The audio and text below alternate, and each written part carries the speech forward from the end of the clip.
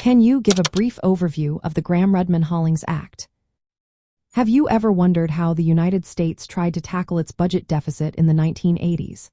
The Gramm-Rudman-Hollings Act, officially known as the Balanced Budget and Emergency Deficit Control Act of 1985, is a key piece of legislation that aimed to address this issue.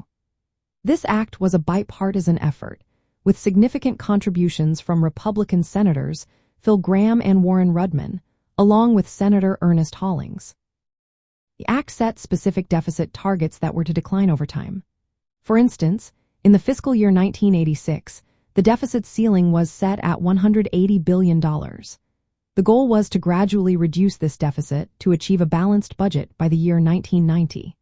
One of the most notable features of this act was a mechanism called sequestration. This meant that if Congress failed to meet the deficit targets, automatic spending cuts would occur across the board.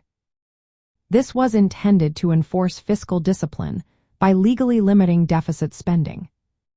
From a Republican viewpoint, the act was appealing because it focused on cutting government spending instead of raising taxes. This approach aligned with conservative principles of limited government spending and fiscal responsibility. President Ronald Reagan supported the act because it aimed to reduce the deficit through spending cuts, which he believed was a more effective strategy than increasing taxes. Additionally, the legislation included rules that prevented Congress from proposing budgets that exceeded the established deficit ceilings. This effectively locked lawmakers into adhering to the spending limits. Republicans saw this as a necessary measure to overcome the political challenges of cutting programs voluntarily.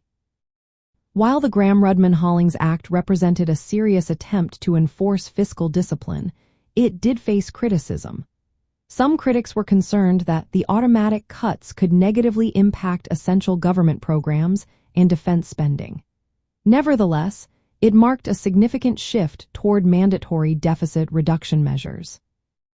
This act reflected a commitment to controlling government spending and reducing the national debt without resorting to tax increases, which is consistent with free market economic principles and conservative fiscal policy.